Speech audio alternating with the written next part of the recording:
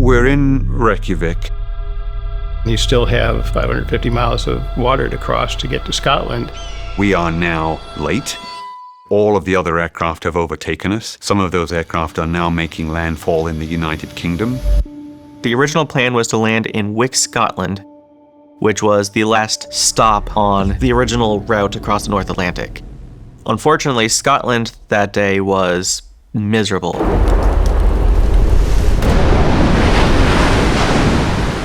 Now, we weren't going to be able to get into Wick, which was the plan.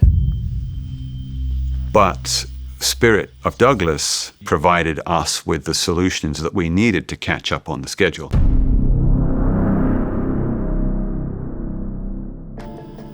The Spirit of Douglas has wing tanks, so we can carry an extra 400 gallons of fuel. As a result, we decided that we would put on more fuel.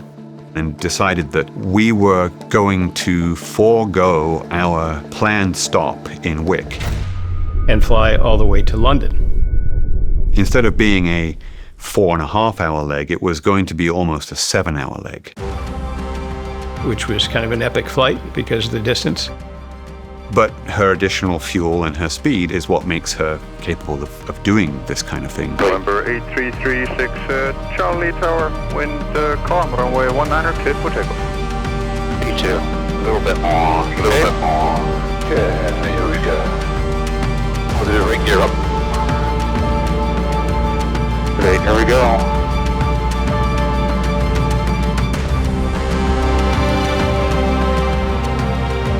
We had battled through weather and adversity. Good morning, aviators. For those whose eyes have often turned to the skies, these past few days have brought a rare sight, a graceful parade of DC-3 tracing their path across history. This morning, the last of them is trying to make its final hop from Reykjavik to London North Weald. The Spirit of Douglas, who's deeply battling to arrive on time to participate to a huge event in France. Stay tuned. There's much more adventure just ahead. But with our additional crew members, our additional fuel, and our additional speed, we actually managed to catch up on the schedule. 36 Charlie, contact London, 120.625, goodbye. We arrived late, but we actually caught up with the rest of the group and were there for breakfast the following morning. Number 8336 Charlie, clear for that. Beach 95, looking good. When we touched down in London, everybody on board the airplane was elated.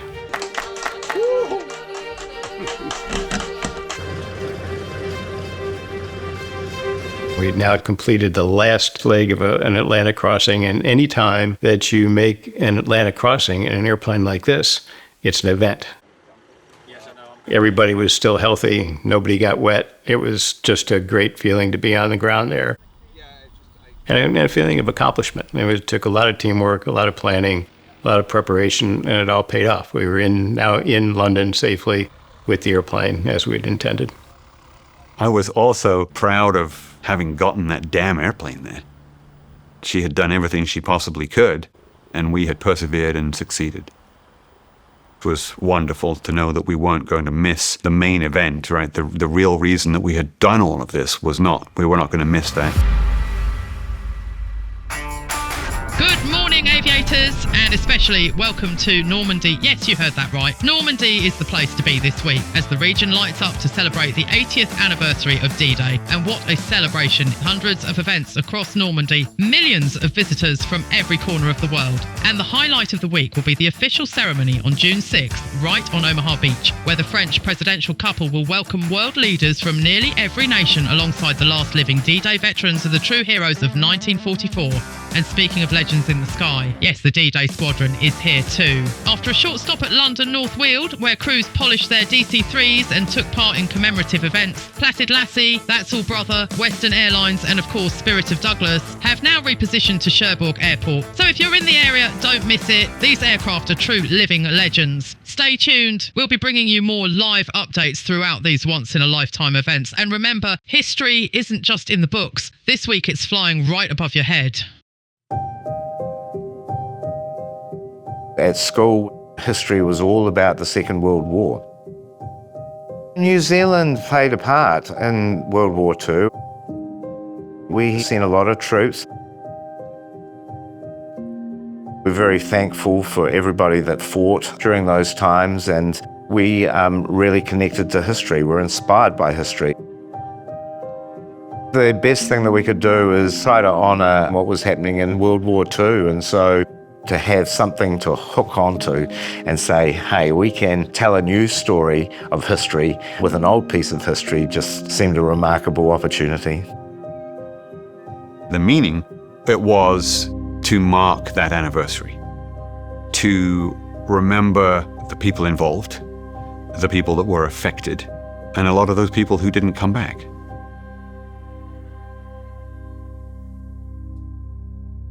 The numbers of men, the quantity of equipment for June 6 was remarkable. But for the air crews, for the C-47s, for the C-53s, for the paratroopers that went in ahead of the main invasion, this all happened on the night of June 5th. The evening of June 5th, they left United Kingdom airfields and carried paratroopers into the area behind the beaches in northern France, the peninsula there, and dropped ammunition and supplies from external hardpoints on the aircraft, towed gliders into fields, gliders themselves carrying dozens of heavily equipped troops into the Normandy Peninsula. On the night of the 5th, there were a number of British paratroopers dropped into the area of Pegasus Bridge. Gliders and paratroop jump into the area. Pegasus Bridge was identified as an essential river crossing that the Allied armies were going to need. If the bridge was destroyed, it was going to be a real hindrance. So the British paratroopers were tasked with taking the bridge and preventing the bridge from being destroyed by the retreating German armies.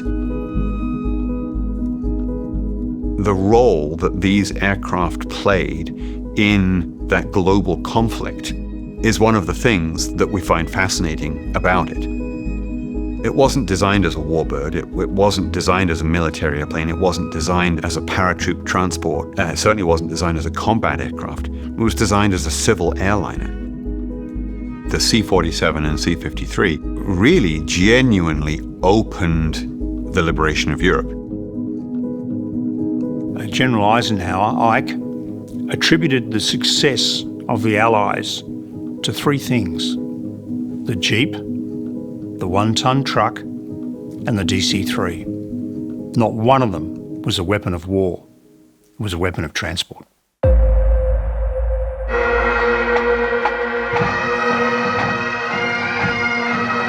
Good evening, aviators. Tonight, the place to be is Pegasus Bridge. Every year they come back to commemorate the first liberation on D-Day. Hundreds of pipers, thousands of people, fireworks and bagpipes lighting up the night, all to remember the silence, the bravery, the sound of freedom echoing in the Normandy air. Time now to get ready for the big event tomorrow. Enjoy your night, aviators, and see you on the beach.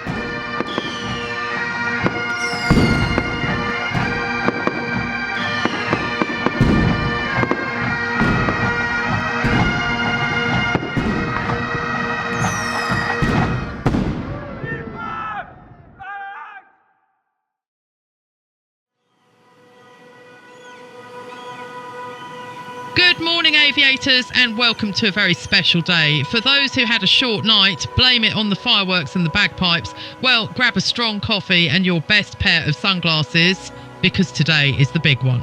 This is it. It's June 6th and all eyes are on Normandy. The French presidential couple is here, joined by world leaders from across the globe to honour a moment that changed history and to salute and bless the last living veterans of D-Day.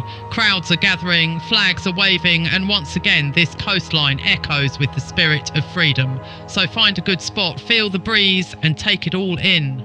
Today we remember together. On June 6th, we were invited to fly with a group of World War II fighters in formation over Omaha Beach, over the American Cemetery, and then circle back inland over Cannes, come back to Cherbourg.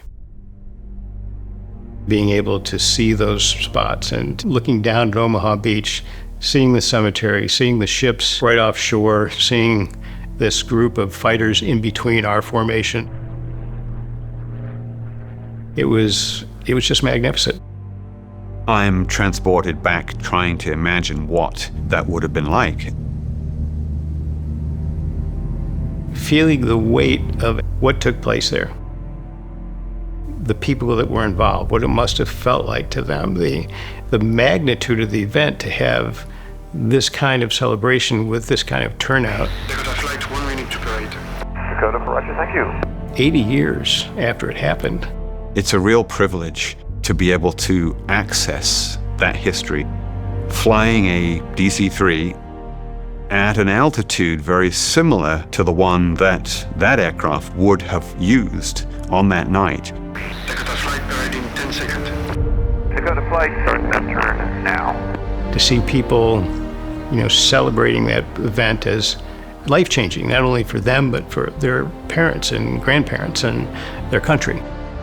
That kind of emotional event is so powerful.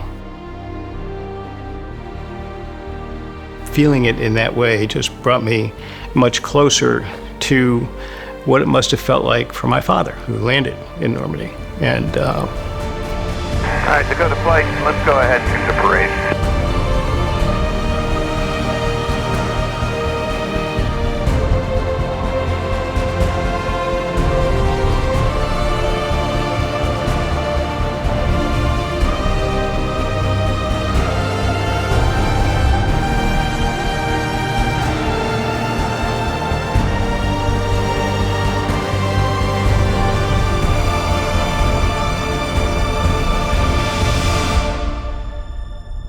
it was the most magnificent flight of my life. And I think that was true for everybody. The stories of the DC-3 in the war were legendary. It was an extraordinary aeroplane that did amazing things all through the Second World War. And that's continued since. They're all over the world doing jobs that other aircraft just simply can't do. Pilots love it because it's such an honest and extraordinary aeroplane to fly. He doesn't complain, he just keeps on going. It has a tremendous longevity and probably go on into the next century. Having concluded this first part of the trip, some of us were not surprised by the events of the trip. Our planning was good, our preparation was good. We certainly became much more comfortable with the routine of flying this kind of airplane and what it took to do this kind of trip. For me, it was just a sense of really understanding what we were trying to accomplish and what it took to be able to accomplish it in this machine. The biggest change for me was just to set my expectations properly and how that differed from my previous flight experience. And that was really important. I love what I do, and going on this journey so far has been incredible, and I would love to continue on to see the rest of the world, what the rest of the journey looks like. I am ready for the next part. We had encountered all kinds of mechanical issues, all kinds of weather issues, multiple different countries, administrative issues. It all went well. The team was working seamlessly. Everybody did their job, everything worked out. We had struggles, we had setbacks, but we were equipped to deal with them. So this trip was actually reassurance that we've earned our stripes in this industry.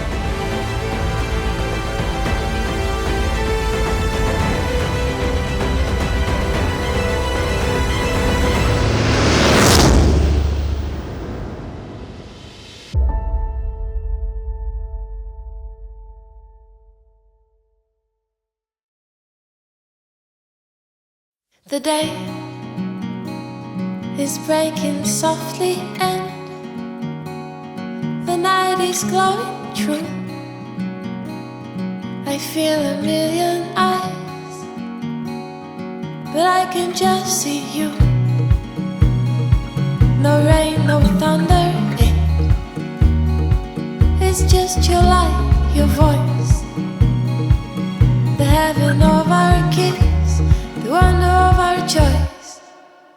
So breathe, breathe, breathe, darling, you can make my love your home, make my love your home. And please, please, please, darling, do, if you can be right, make my love your home. The moon is rising somewhere